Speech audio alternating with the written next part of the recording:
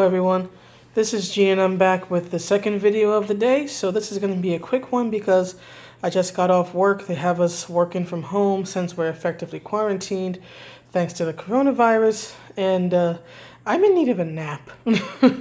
working on your laptop from your bed, it may not be physically exhausting, but it can certainly be a pain in the neck and mentally exhausting. So I need to put myself down for a nap. I feel like a giant oversized toddler right now. But anyway, let me get to the point of the video quickly. So there's been some chatter, as there often is on the internet, and apparently it's again about the live action version of Mulan, and I did a video about that a week or so ago.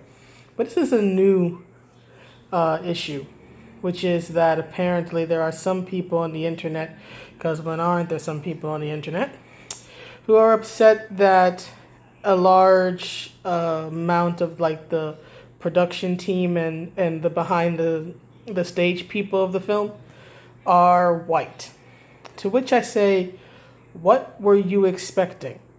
Mulan, both the 1998 animated version and this live action version that will be released God knows when, thanks to the coronavirus. We now don't know when any film is going to be coming out anytime soon.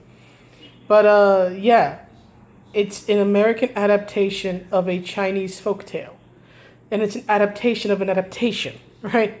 The live action film is the adaptation of the 1998 animated film, and on top of that, it's made by the same company, the Walt Disney Company, 20 some years apart, right? So yes, it's going to have the majority of people behind the scenes of the film be white. That was the case in the original film, right? That the majority of people behind the scenes were white guys, even people in the film, right, who contributed their voices. Some of them, at least one of them, was white, and that was Donny Osmond, who served as Li Shang's singing voice. So when you're singing along to "I'll Make a Man of You," you're singing along to Donny Osmond, who's probably most famous for the '70s variety show that he once did with his sister, right? They used to have a show. What was it? Donnie and Marie and all that, decades ago, right? And he's white. You know why he was cast to sing in the film? Because he has a good voice, and his voice fit the character. It wasn't a matter of his race. That's the beauty of animation, right? What matters is your ability to act with your voice. You don't have to necessarily look the part. All you have to do is have the voice and have the acting chops. Another good example of this is MK11. As much as I have ranted all the livelong day about that game, I will say that with the exception of Ronda Rousey, and I think one character, he's like a DJ or something, they gave him like a Sub-Zero skin for some reason. I don't know why. He can't voice act to save his life. But to be fair to him and to Rousey, they're not professional voice actors. And Rousey, in her case, just isn't a very good actress in general, whether it be in films or in pro wrestling, that's just not her field. Her field is fighting, and that's where she should have stayed. She shouldn't have allowed those two losses to make her run to the World Wrestling, about to say the World Wrestling Federation, World Wrestling Entertainment now. But that's a different topic for a different day. But with the exception of those two, the voice acting in that game, in my opinion, has been spectacular because they hired well-known, experienced voice actors. No one cares, right, that Steve Bloom, who is white, is voicing the Chinese ninja Kuai Liang, also known as Sub-Zero, right? No one cares that an African American woman is voicing Sindel, right? All that matters is the sound of her voice and how she can deliver her lines. That's it. That's the beauty of it. But anyway, getting back to my original point. My original point is that there were white people involved in the 1998 version too. Hell, there were probably, if you just look at the voice cast, it was a lot more diverse than the live action version is, because they want to be much more accurate in the live action version. So for example, they've removed the character of Mushu, who was played by Eddie Murphy, who was African American. So there's a role that a black man made popular, so that's gone. Yet they don't seem, the progressive types, I should say, don't seem to complain about this. The only problem is that there are too many white people behind the scenes of a live action film being made by the Walt Disney Company, which is in the U.S. It's not like it's being made in like Walt Disney or rather I should say in like what's the word I'm looking for? Say like Disney World in China or something. It's not being made there. It's not being made in the motherland, right? It's not being made in China. So why would you expect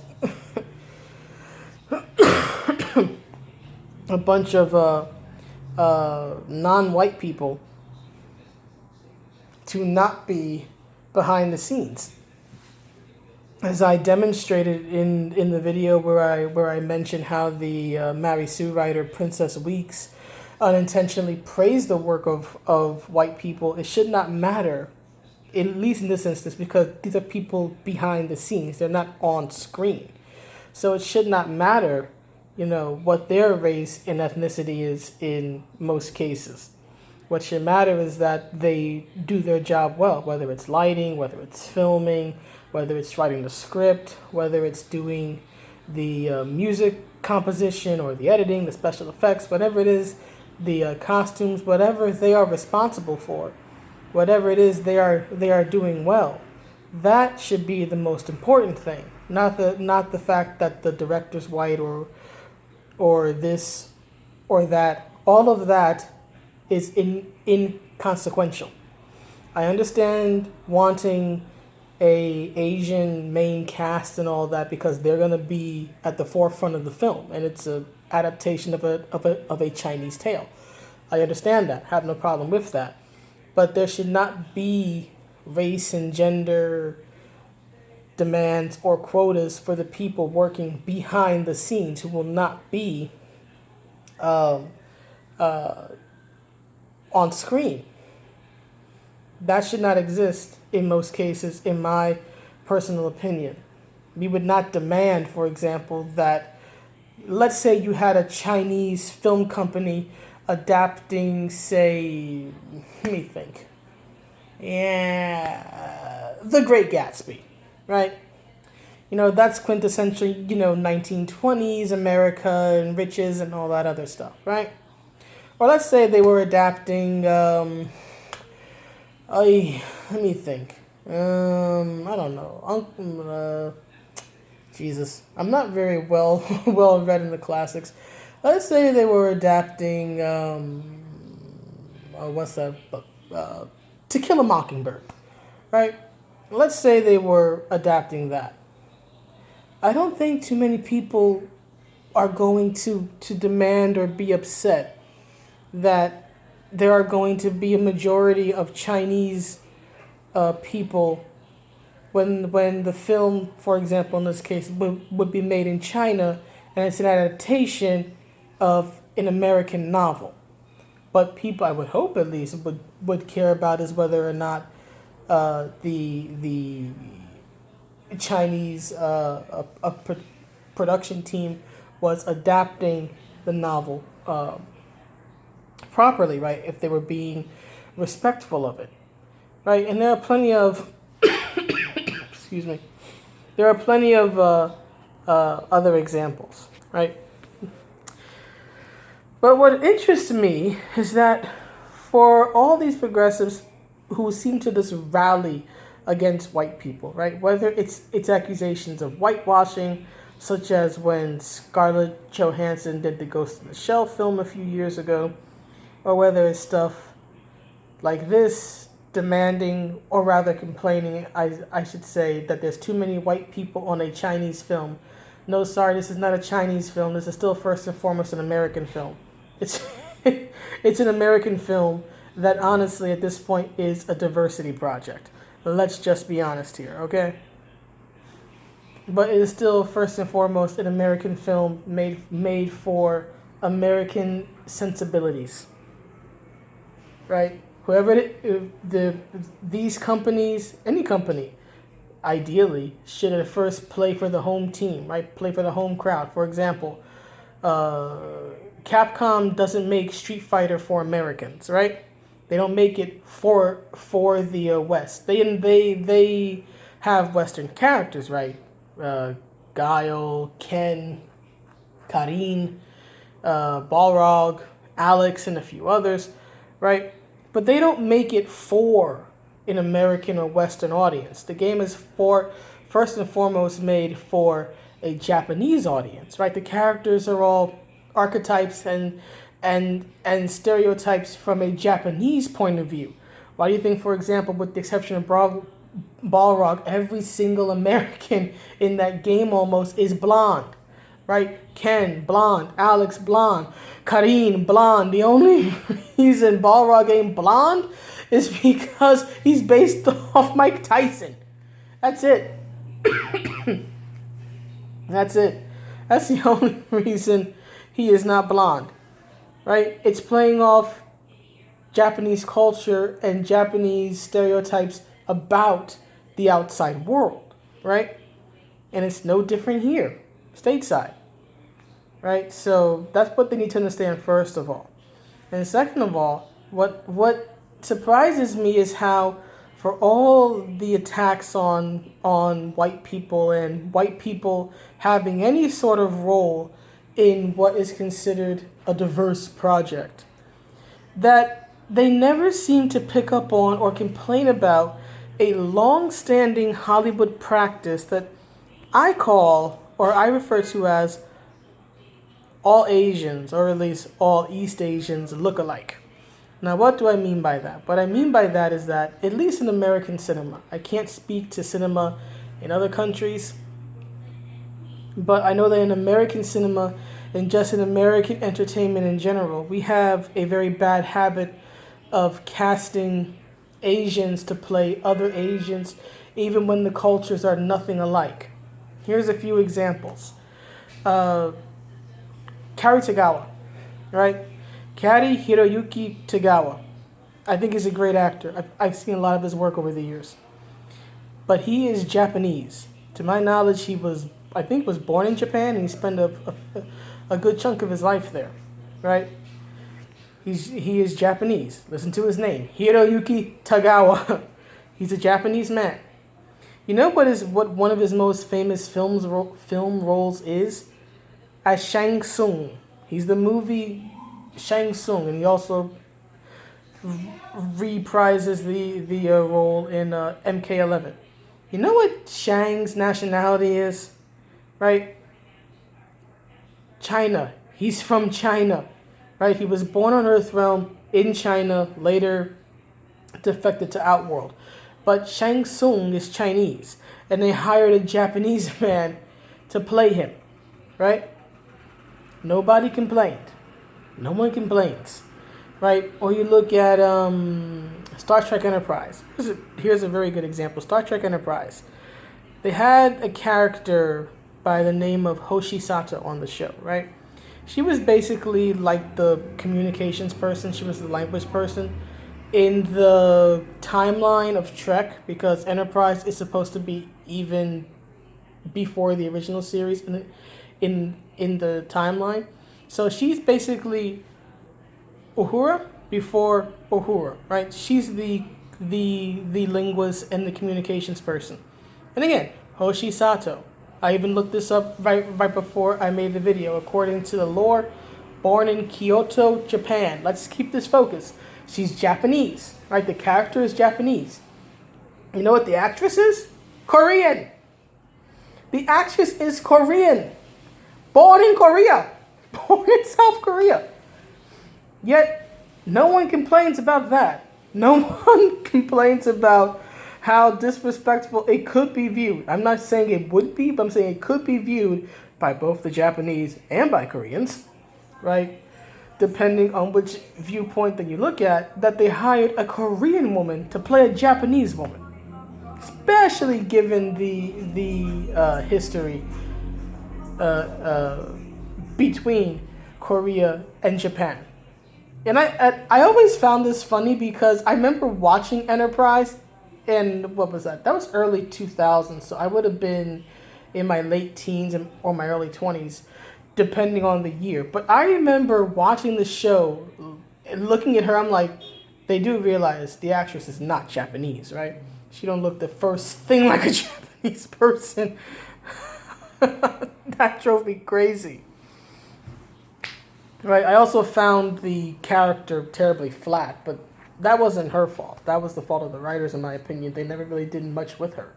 She really didn't have a character arc.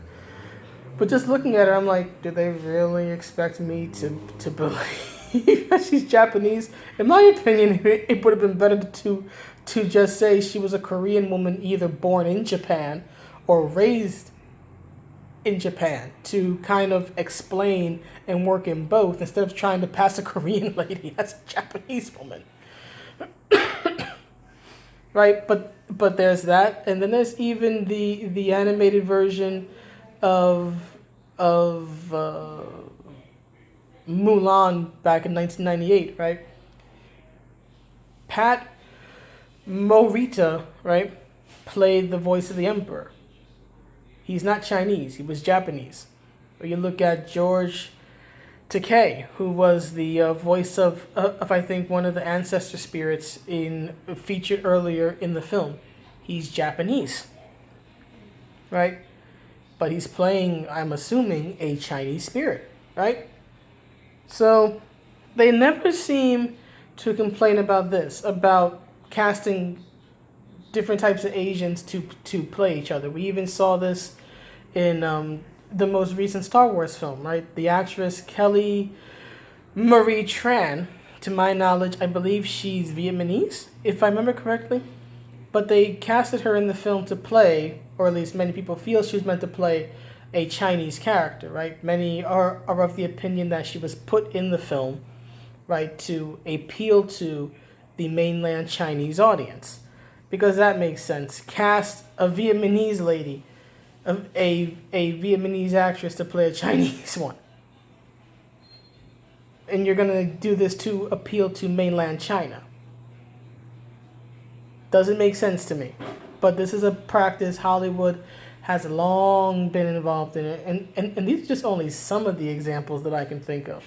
Yet these progressive types never ever want to point that out or, question why Hollywood has a long history of doing this.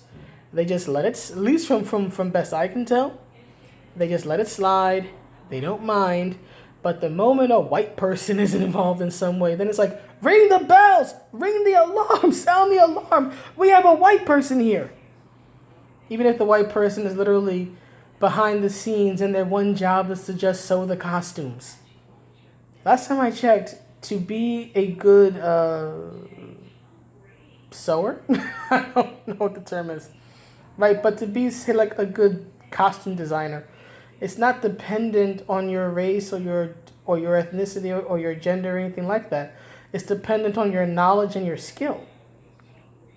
So why are they complaining about people who won't even be in the film? I don't know. It just frustrates me. And I can't wrap my brain around it. The things they complain about and the things that they either are not aware of or they intentionally overlook, it just astounds me. It's like, if there's a problem, it's probably casting Asians as other Asians with no respect to the culture or history between these countries. Not the person in the back doing the songwriting or whatever it is. But anyway, that's the video. Those are my thoughts on it. Please let me know what you think, and I will see you all in the next one. Have a good day or night. Be healthy. Be safe. And please avoid the beer virus if at all possible. See you around. Bye.